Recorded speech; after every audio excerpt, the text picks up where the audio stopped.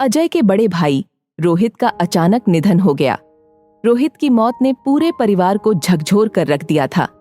उसकी पत्नी मीरा पर जैसे दुख का पहाड़ टूट पड़ा हो।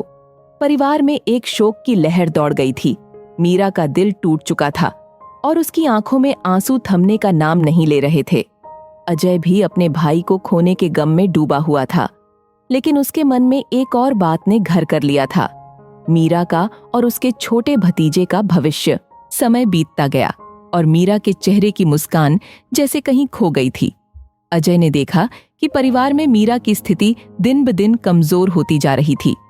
उसके भतीजे को भी अपने पिता की कमी बहुत खलती थी। परिवार में उसे देखकर अजय का दिल एक अजीब सी जिम्मेदारी का एहसास करने लगा।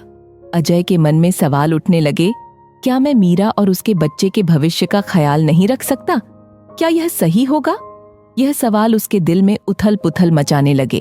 फिर एक दिन अजय ने अपनी माँ से इस बारे में बात की। उसने माँ से पूछा, माँ, क्या यह गलत होगा अगर मैं मीरा का सहारा बन जाऊं? क्या यह समाज हमें गलत समझेगा? उसकी माँ ने चुपचाप उसकी बात सुनी और गहरी सांस लेते हुए कहा, बेटा, मीरा हमारी बहू है और हमने उसे बेटी के समान माना है। लेकिन यदि तुम दोनों की शादी से मीरा और उसके बच्चे को एक सुरक्षित भविष्य मिल सकता है तो इसमें कोई गलत नहीं है। समाज की परवाह किए बिना हमें अपने परिवार के भले के लिए सही निर्णय लेना चाहिए।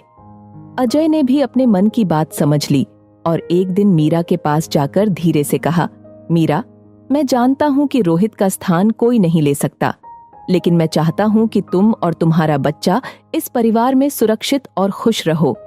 अगर तुम मेरे साथ एक नई शुरुआत करने को तैयार हो तो मैं तुम्हारा साथ देने के लिए हमेशा यहाँ हूँ।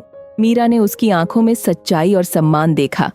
उसने कुछ देर सोचा और फिर धीरे से कहा, अजय, यह निर्णय हमारे लिए आसान नहीं है, लेकिन अगर इससे मेरे बच्चे का भविष्य सुरक्षित होता है तो मैं तैयार हूँ।